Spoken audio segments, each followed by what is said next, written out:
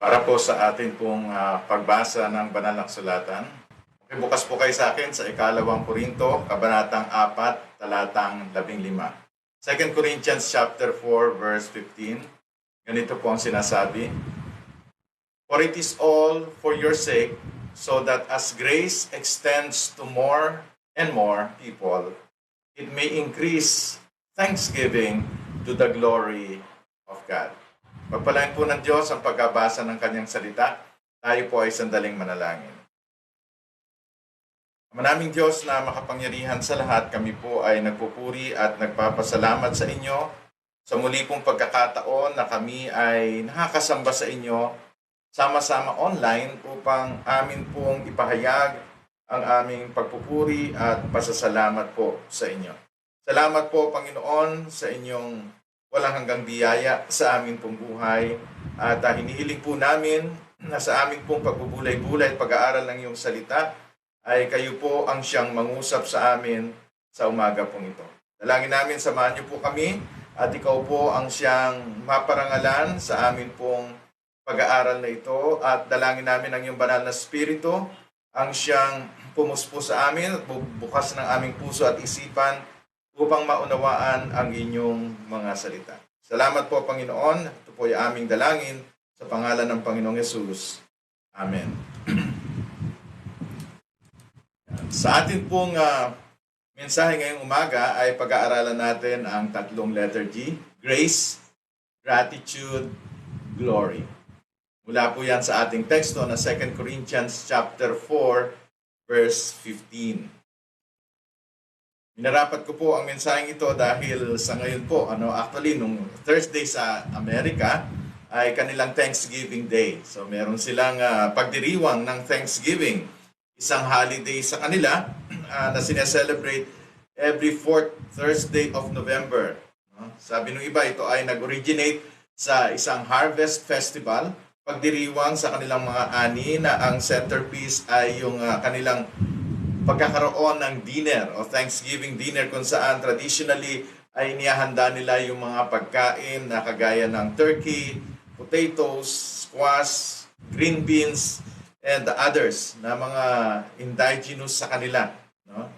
And Thanksgiving is regarded as one of the most celebrated holidays sa Amerika. Maganda yon kasi merong ay isang araw na panahon ng pagpapasalamat sa kanilang bansa. Well, maganda rin na ating maging ugali na magkaroon po tayo ng time at hindi lamang tuwing Thanksgiving Day, kundi sa bawat araw, nandun po dapat yung ating puso na handa laging magpasalamat sa atin pong Panginoon.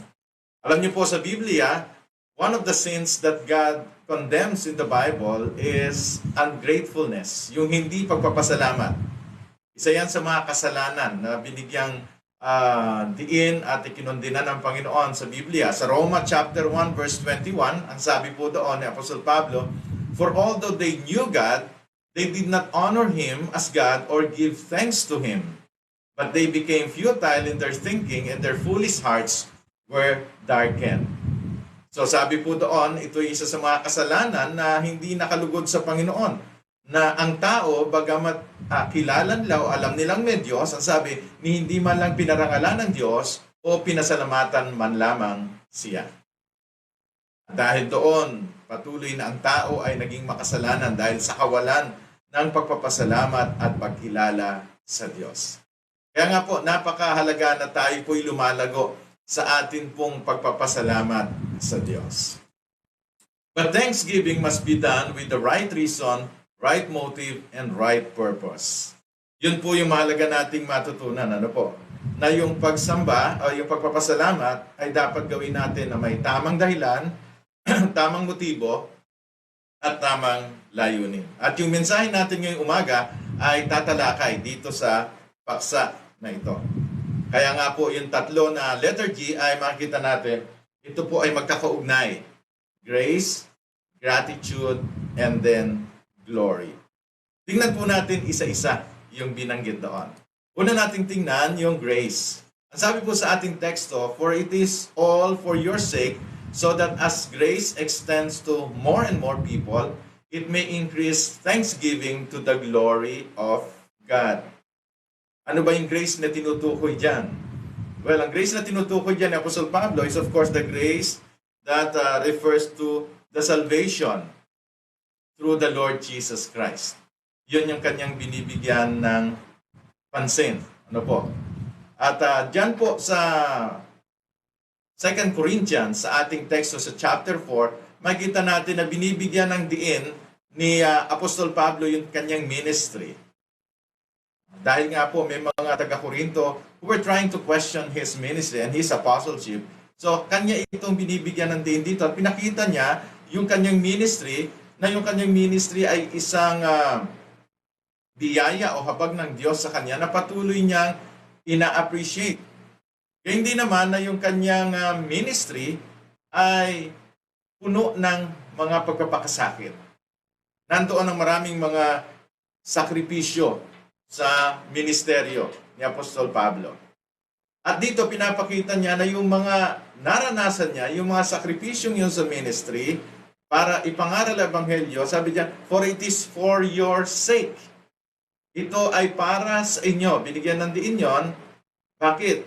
So that as grace extends to more and more people, so yun ang kanyang layunin, na yung biyaya ng Diyos, habang ito ay nag-extend sa mas maraming mga tao, mas marami pang nakakarinig ng Ebanghelyo, mas marami ang naliligtas sa pamagitan ng ating Panginoon sa Kristo. It was the reason why Paul was laboring so hard and had experienced tremendous sufferings in his life and ministry as an apostle of our Lord Jesus Christ.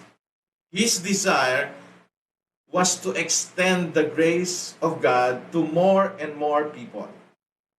Alam niyo po, napakagandang attitude po yun, na pwede nating tingnan at matutunan kay Apostol Pablo. Na tayo bilang mga mananampalataya, dapat po matutunan natin na yung buhay natin ay maging instrumento ng Diyos para yung kanyang biyaya, hindi lamang yung kaligtasan, kundi maraming pang biyaya ng Diyos, ay mag-extend sa mas maraming tao. Yun ang nais ni Apostol Pablo at nawa, yun din yung maging naisin ng ating buhay. So grace is the salvation through the Lord Jesus Christ, at least at this point. Then also, we have to understand that grace here is God's favor for the undeserving. Yung kanyang pabor sa mga hindi karapat-dapat. So dapat po nating maunawaan na yung biyaya ng Diyos sa atin ay binigay kahit na tayo ay hindi deserving o hindi karapat-dapat. Simula po doon sa ating kaligtasan, tandaan po natin na tayo'y makasalanan. Sabi nga ng Biblia, while we were yet sinners, Christ died for us. Tayo'y makasalanan and yet God saved us through the Lord Jesus Christ. That is an undeserving favor from the Lord. Pero pag tinignan natin ang mas malawak na mga kapahayagan ng biyaya ng Diyos, lahat po ng tinatanggap natin mula sa Panginoon ay undeserving tayo. Kahit ano yan, ano mang meron ka ngayon. Minsan kasi tayong mga tao ay nagiging unthankful tayo kasi iniisip natin, we deserve this. I deserve this. Pinaghirapan ko ito. Pag na-promote ka sa trabaho, sabihin mo, I deserve this. Pinaghirapan ko ito. Di mo nakikita na ang Diyos ang nagbigay sa iyo ng pabor na yon. We're undeserving because we are not worthy before God. We became worthy before Him because only of our Lord Jesus Christ. Siya na namatay doon sa krus ng Kalbaryo para sa ating mga kasalanan. So dito, yun yung tinutukoy ni Pablo na nabiyaya ng Diyos. Nais niya ng mga tao, yung grace na yon na sabi nga ng iba, unmerited favor, ay mag-extend, matanggap, maranasan ng marami pang mga tao. So grace is for our increasing thanksgiving. Nais niya na yung biyaya na yon maibahagi pa sa iba para ano? Tingnan niyo po sa ating text. For it is for your sake, so that as grace extends to more and more people, it may what? It may increase thanksgiving. So grace here is the cause of the increasing thanksgiving. So ito ngayon yung makita yung relationship, ano? Yung grace tapos yung thanksgiving. Yung grace, siya ang dahilan bakit mananagana ang pagpapasalamat. Now, those who understand the grace of God will naturally thank God. Sa lahat po ng tunay na nakakaunawa ng biyaya ng Diyos, ay natural na magpapasalamat sa Diyos. Kasi sabi ko nga kanina, yung sinundan nating punto, we're undeserving. We're undeserving. So, pag naunawaan natin yung biyaya ng Diyos, natural na magpapasalamat tayo. Grace is always the reason why we should always thank God. Bakit lagi tayo magpapasalamat? Kasi biyaya lang ng Panginoon lahat sa buhay natin. Ginagising ka sa umaga, biyaya ng Diyos sa iyo. Buhay, kinahabagan ka ng Diyos. Pwedeng niloob ng Panginoon, hindi na tayo magising, hindi na ako magising.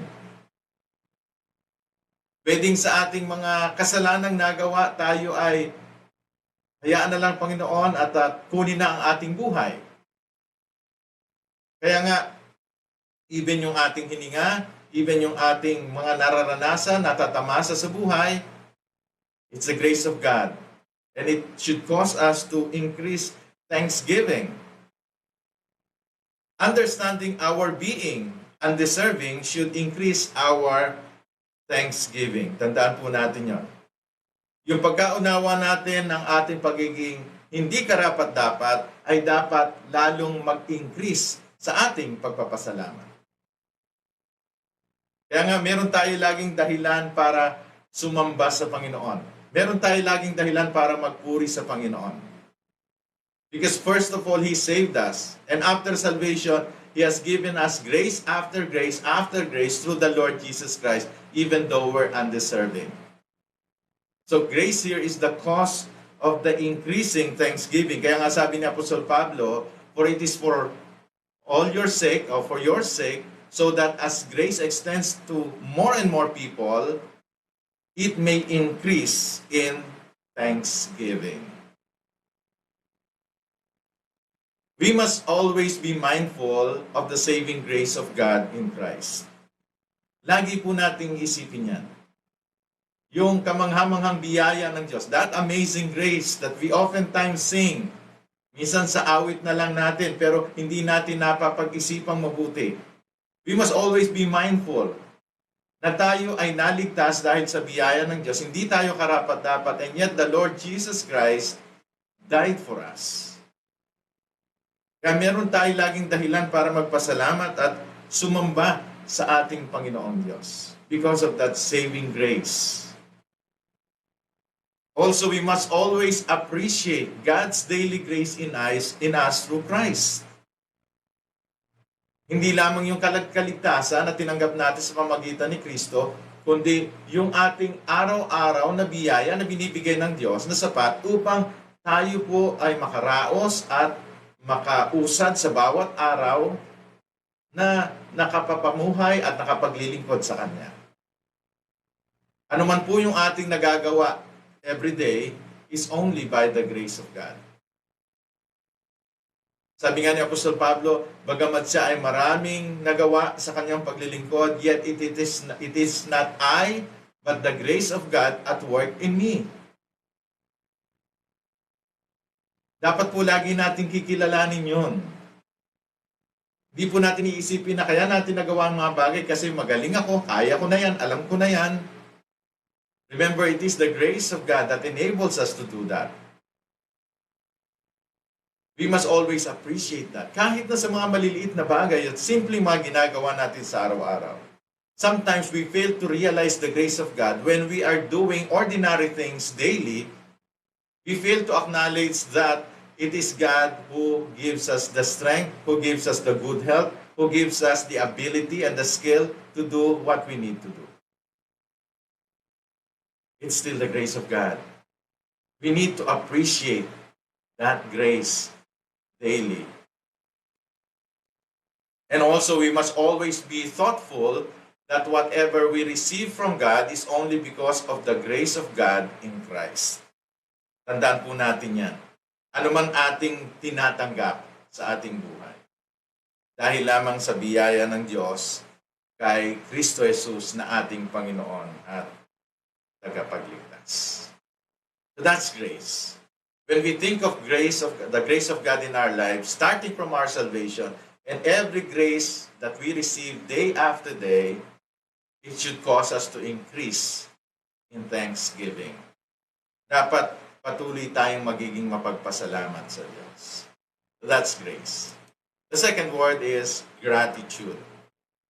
Sabi doon, for it is for your sake, so that as grace extends to more and more people, it may increase thanksgiving to the glory of God. Nasaan yung gratitude dyan? Of course, wala yung word mismong gratitude, but it is in the word thanksgiving. Thanksgiving.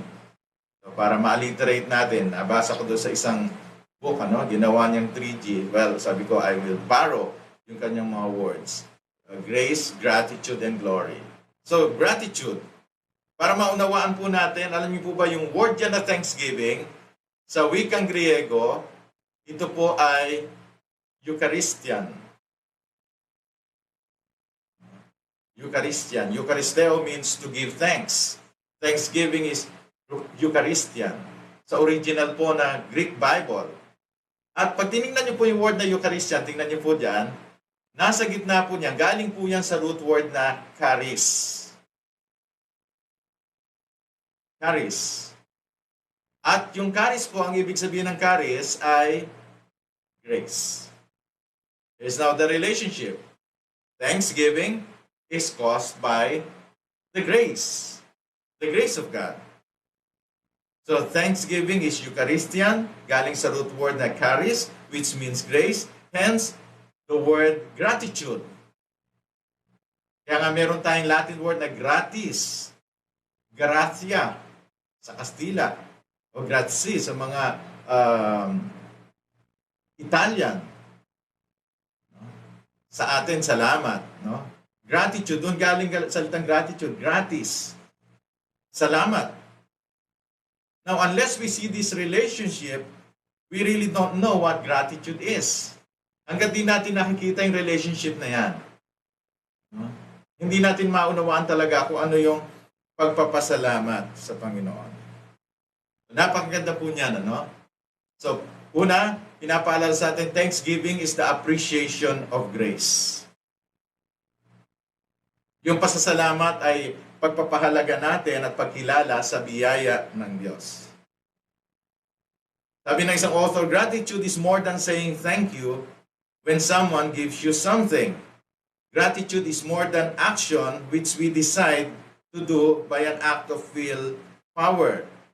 Pwede daw nating sabihin yung words kasi na thank you, pero pwedeng walang gratitude. Walang talagang attitude ng pagpapasalamat. Nasabi lang natin yung thank you. Minsan sa ating nakagawi ang kostumbre, kapag merong binigay sa atin o may ginawa sa atin, we say thank you. Kahit na yung thank you na yon, galing lang sa bibig at hindi galing sa puso. So, ibig sabihin, it's more than just saying the words, thank you. It's good to say thank you, but true gratitude is saying thank you from the heart. Gratitude is feeling that arises uncoerced in the heart, sabi ni John Piper. Yung daw pagpapasalamat ay isang damdamin, isang pakiramdam na nagmumula sa isang puso na hindi pinilit, kundi kusa na binigay yon. So it is a form of delight, isang kagalakan. Kaya ka nagpapasalamat, nagagalak ka. At tandaan natin, we abound in thanksgiving when we have deep sense of grace. Mananagana po tayo sa pagpapasalamat kapag lumalim yung ating pagkaunawa sa kahulugan ng biyaya at doon sa pagkaunawa natin ng biyaya. Now, tingnan niyo po ito. Ilan sa inyo ang nagtatrabaho at ilan sa inyo ang kapag natatanggap niyo yung sweldo ninyo, ay pumupunta kayo sa inyong boss, sa inyong employer, and you say thank you. Generally, we don't give thank you every payday sa ating mga employer. Na hindi po nangahulugan noon, hindi tayo mapagpasalamat. Ano po? Kaya lang, it's a common thing to us na kaya tayo sinwelduhan kasi meron tayong pinagtrabahuhan. Tama po ba? Kaya hindi natin nakikita yung sense of gratitude, hindi natin nakikita yung urge, hindi tayo nagkakaroon ng urge to thank or even go to our employer and say, "Sir, thank you, natanggap ko na yung sweldo ko." We don't always do that. Bagamat may mga taong gumagawa nun, pero hindi lagi. Bakit? Bakit hindi malakas yung sense ng ating thanksgiving doon? Because we believe na yung sweldo natin, pinaghirapan natin at pinagtrabahuhan natin. Right? Pero, say for example, yung amo ninyo ay binigyan kayo. So may sweldo kayo, bukod na sa sweldo nyo, may binigay pa sa inyong bonus na hindi naman bunga ng inyong tinrabaho, nagustuhan lang niya na bigyan ka. For sure, tuwan-tuwa ka noon, baka mahalikan mo pa yung boss mo sa pagbibigay sa iyo nung ganoong biyaya o pagpapala. Yun yung sinasabi ko, we abound in thanksgiving when we have the deep sense of grace. Kasi nakita natin, naunawaan natin yung para saan to boss, wala, gusto ko lang ibigay. Naku, tuwan-tuwa ka noon. Pero pag alam mo na ito'y sweldo mo, well, you don't have that strong sense of thanksgiving. Yes, maybe meron, pero hindi ganun kasing lakas. Bakit? Kasi alam mo, yung sweldo mo ay para sa iyo. So tandaan natin that our emotion of gratitude, our feeling of gratitude is directly proportional to the undeserved gifts that we have. Yung pakiramdam ng pagpapasalamat, yung gratitude, yung thanksgiving attitude, ay tumataas yon habang nakikita natin na marami sa tinatanggap natin ay hindi natin deserving. Pag meron tayong nakitang undeserved kindness na pinakita sa atin, doon sa pagtatrabaho, sabi nga nung isang writer, we just traded favors. Nagpalitan lang tayo ng pabor. That's why we don't have that strong sense of thanksgiving.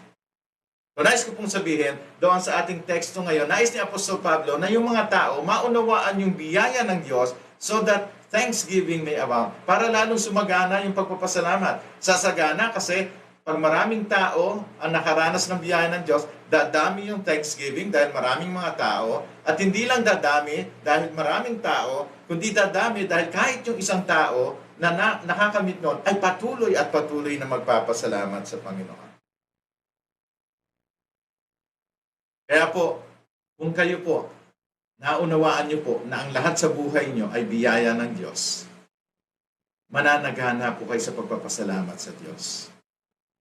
Ang inyong mga pagsamba, kagaya ng ginagawa natin, ay gagawin nyo bilang pagpapasalamat sa Diyos, hindi dahil napipilitan lang. Ang ating mga ministries o paglilingkod ay gagawin natin in gratitude to God. Bakit? Kasi nakita natin, undeserving as we are, yet He saved us and He is giving us grace after grace every day. Si Apostol Pablo, ganun na lang yung pagpapasalamat niya kasi sa chapter 4 verse 1 ng 2 Corinthians, sabi niya, since we have this ministry because of God's mercy, we do not lose heart. Sinasabi ni Apostol Pablo, kahit itong ministry ko, yung pagiging apostol ko, ito ay habag lamang ng Diyos sa akin. It is only by the mercy of God. Hindi sinasabi ni Pablo na kasi magaling ako, kasi graduate ako sa University of Tarsus, kasi maraming pinaalam sa akin ng Diyos, marami akong alam na katotohanan. No. Ang sabi ni Pablo, since we have this ministry because of God's mercy. So maging yung ating mga ministeryo at paglilingkod, tandaan natin ay biyaya lamang ng Diyos yan. Kaya kung meron kang deep sense of grace, mananagana ka sa pagpapasalamat. You will have a deep sense of thanksgiving.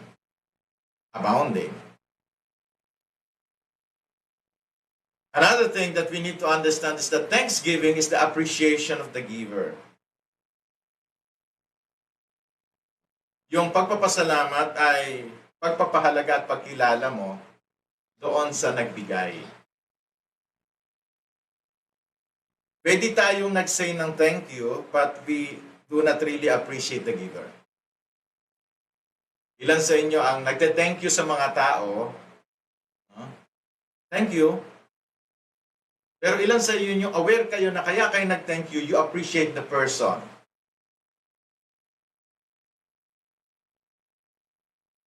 Sabi nga, thanksgiving, gratitude is more than delighting a gift. Hindi lang yung natutuwa ka doon sa binigay sa'yo. It is more than just the feeling of gladness. It is not just simply rejoicing because tinanggap mo yung isang bagay na gusto mo. And you say thank you. Pwedeng kaya ka lang natutuwa at nag-thank you, it's just because of the gift, not because of the giver.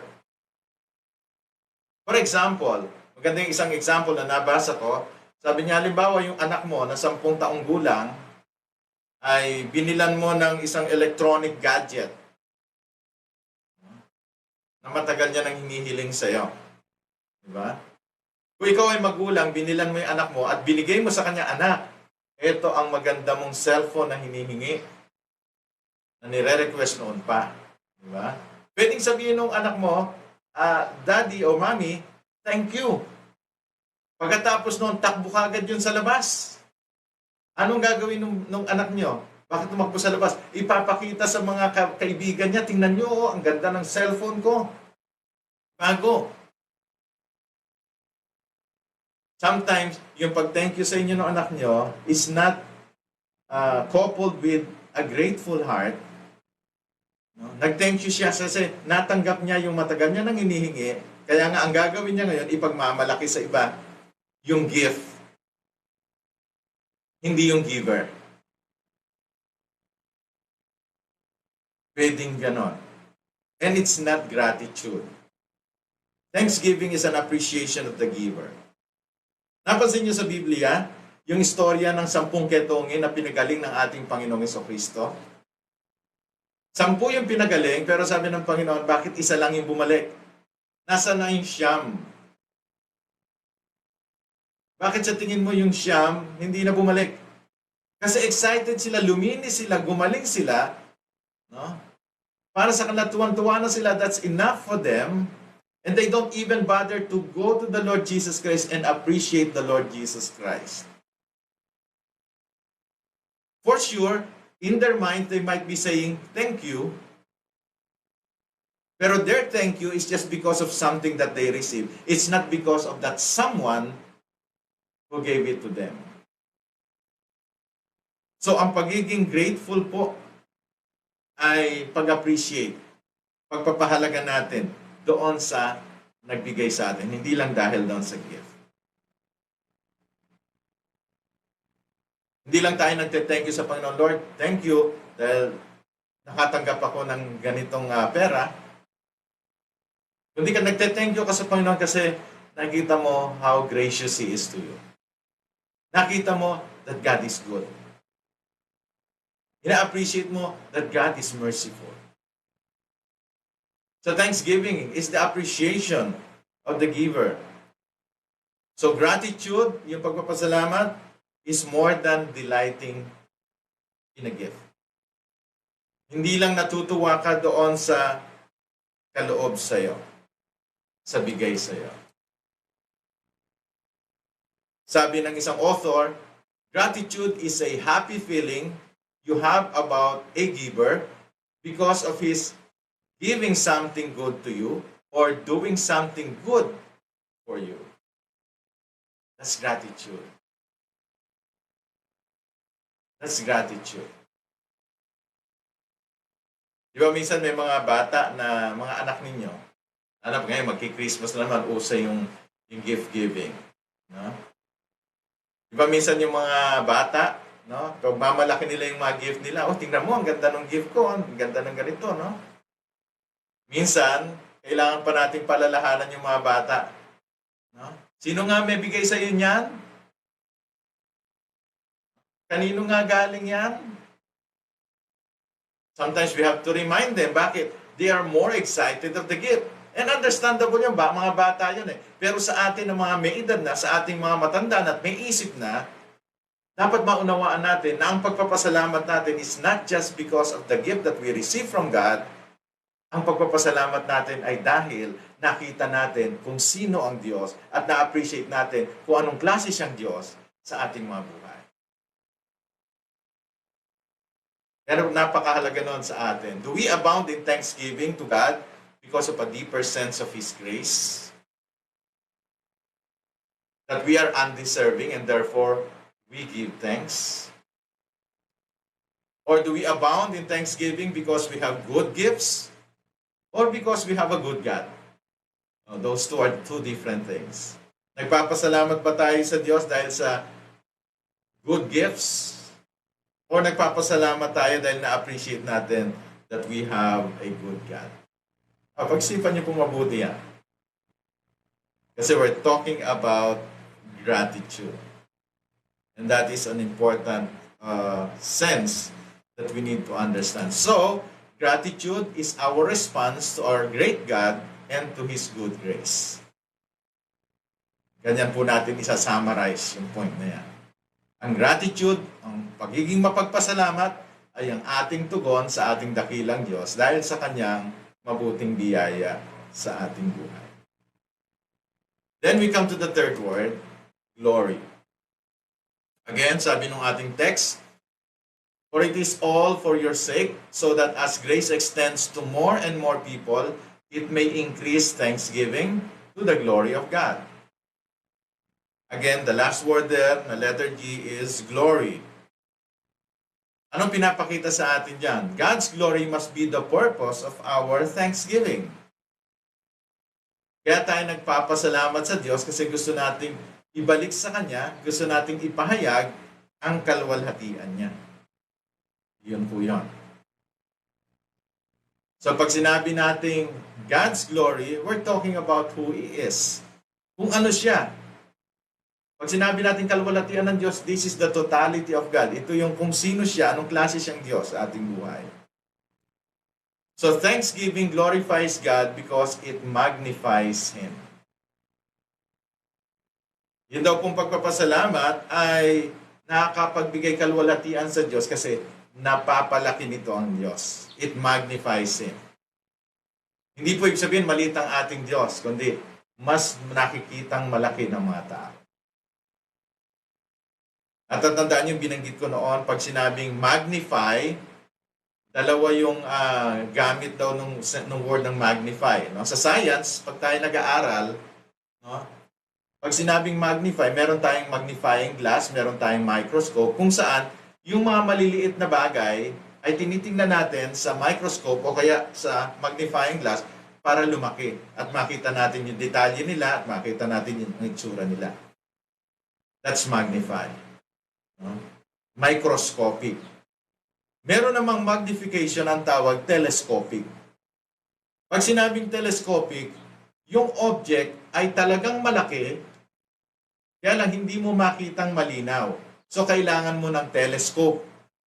Halimbawa nito, kapag yung halimbawa yung planet Venus, nakikita natin pag hapon o kaya sa umaga, nakikita natin dito sa ating mundo, no? Nakita natin siyang maliit, pero alam natin na yung Venus ay malaking planeta. Pero maliit nating nakikita, tila bituin. Pinakamalaking nakikita nating maliwanag na bituin, pero it's a planet. At para mas makita natin ng malinaw, kailangan natin gumamit ng telescope. At pag dinetelescope natin yon, mas nakakita tayo ng detalye. Yun po ay telescopic. Ibig sabihin, naturally, the object is big, kailangang makita. So, when we say we magnify the Lord, hindi po microscopic, hindi maliit ang Diyos na pinalalaki natin, kundi telescopic. Malaki talaga ang Diyos, pinalilinaw natin para makita yung detalye. The same thing with thanksgiving. We magnify God kasi yung hindi nakikita ng iba, ipapakita natin. Kaya tayo nagpapasalamat sa Diyos. Maaaring hindi nakikita ng ibang tao na ang Diyos ay mabuti.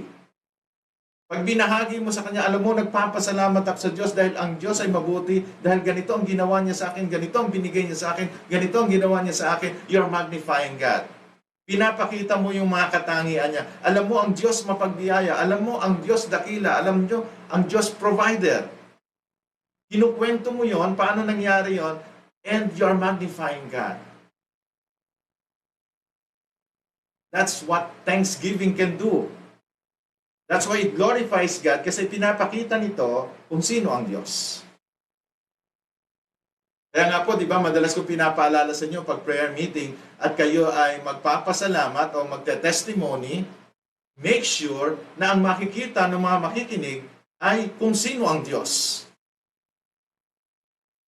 Hindi ang makikita lang ay yung binigay sa inyo ng Diyos. Kundi ang mahalaga ipakita natin sino ang Diyos doon sa ating karanasan. Minsan kasi, di ba, minsan pag may naririnig tayo, nagte-testimony, alam niyo, nung isang araw, hindi ko na alam, nahihirapan na ako, hindi ko na alam gagawin kasi ganito. Buti na lang, naisip ko, ganito. Pag ganun minsan na naririnig ko sa testimony, teka, sino ba ang pine-praise mo? Ang Diyos o ang sarili mo? Kasi sabi, buti na lang, naisip ko. Hindi ba mas magandang sabihin at mas tamang sabihin na, alam niyo, nung araw na yon, nalilito na ako, hindi ko alam ang gagawin. Pero salamat na lamang dahil sa gabay ng Diyos. Dahil ang Diyos is the God of wisdom. Ipinaisip niya sa akin na ganito ang gawin. Nakita niyo yung malaking pagkakaiba kaysa doon sa buti na lang naisip ko. Kaysa doon sa, alam niyo, pinaisip sa akin ng Diyos, pinaalala niya sa akin ay ganito. God is truly the God of wisdom. God is truly my guide.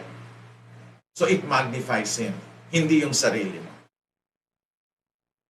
Kaya thanksgiving glorifies God because it magnifies Him. Kaya dito sa ating teksto, ang sabi ni Pablo, for it is for your sake, so that as grace extends to more and more people, pag maraming nakatanggap ng grace, maraming taong magpapasalamat, it may increase in thanksgiving to the glory of God. Bakit to the glory of God? Kasi makikita nila at makikita pa ng ibang mga tao sa pamagitan ng kanilang pagpapasalamat, pagpapatotoo, kung gaano kabuti at mapagbiyaya ang Diyos. And when we magnify the attributes of God, we glorify Him. Kapag yun po ang ating hina-highlight sa buhay natin, kung sino ang Diyos, doon natin siya naluluwalhati. Tandaan natin, glorifying God is just like what John the Baptist had said. Anong sabi ni John the Baptist? I must decrease, He must increase. Kaya nga, yung isa pang point natin, sabi sa Psalm chapter 50 verse 23, He who offers a sacrifice of thanksgiving honors God. Ang lahat daw po na naghahandog ng pagpapasalamat, pinararangalan ang Diyos.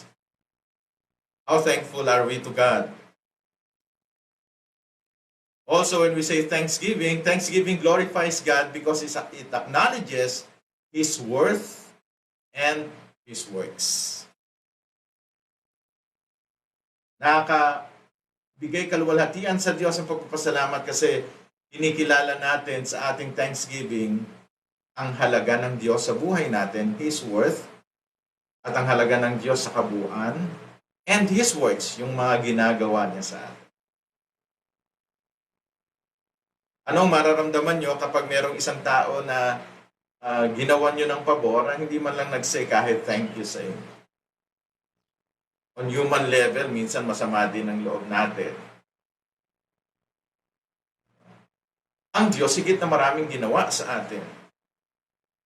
And He is worthy of our thanksgiving. That's why it's His worth. And also we appreciate His works. Also, thanksgiving glorifies God because it makes us humble before Him. Pag tayo nagpapasalamat po, nagpapakumbaba tayo sa Diyos. Alam niyo ba yun? Ibig sabihin, pag tayo, every time nagpapasalamat tayo sa Diyos, kinikilala natin yung worth niya, yung works niya sa buhay natin, We are humbling ourselves down before Him na parang sinasabi natin, Lord, salamat po dahil kayong kumilos. Lord, kung sa aking sarili hindi ko to kaya. Lord, mahina po ako. Lord, hindi po ako marunong pero salamat dahil ikaw ang wise na Diyos.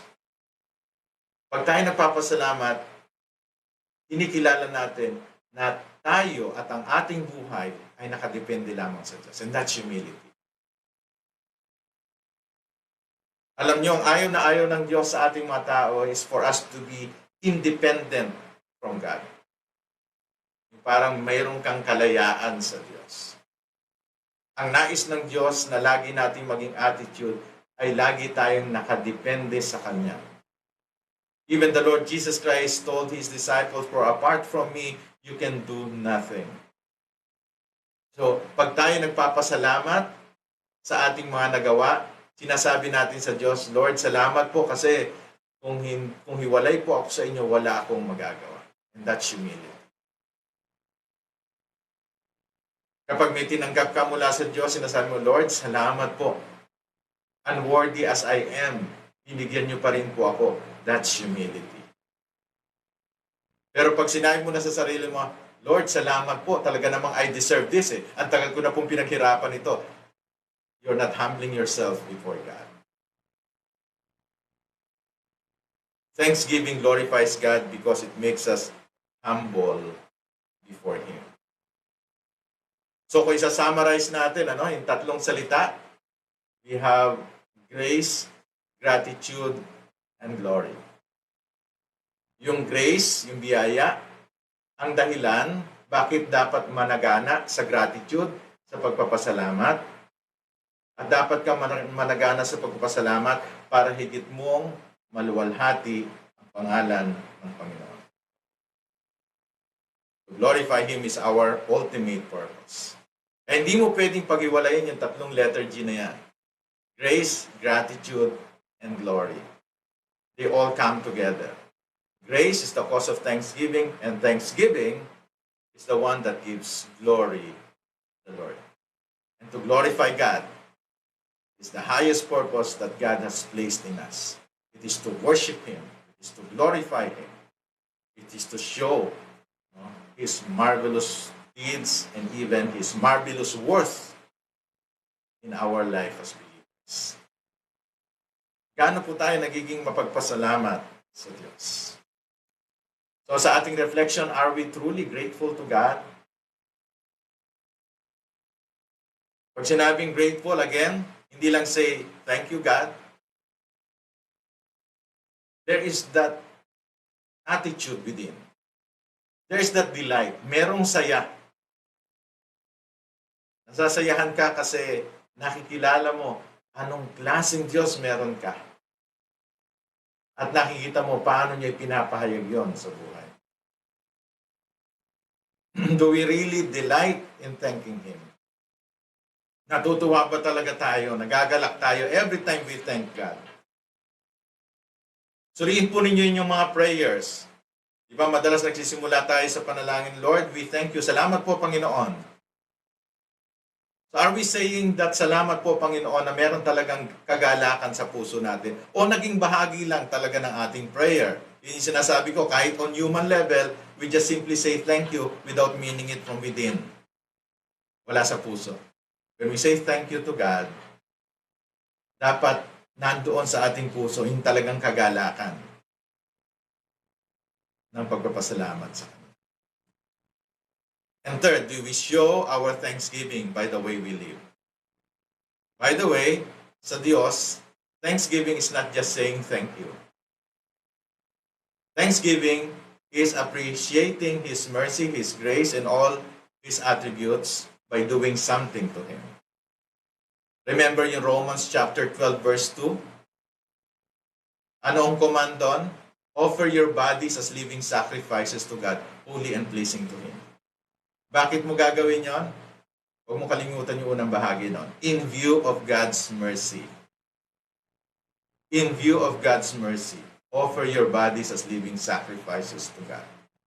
So, ibig sabihin, our gratitude must also be shown dapat nakikita sa ating pamumuhay at sa ating paglilingkod. Kaya ngayon ang kaibahan ng isang tunay na Kristiyano. Ang isang tunay na Kristiyano sumasagana sa mabubuting gawa, hindi para maligtas, kundi dahil nagpapasalamat siya. Dahil sa biyaya ng Diyos, siya ay naligtas na. Do we show our thanksgiving by the way we live? Mga kapatid, let us abound in thanksgiving. And let us aim, maging layunin natin, na patuloy ding ibahagi ang biyaya ng Diyos sa iba, lalo na ang kaligtasan. Sabi nga ni Apostol Pablo, para lalo pang managana ang mga magpapasalamat para sa kaluwalhatian ng Diyos. Tayo po ay manalangin.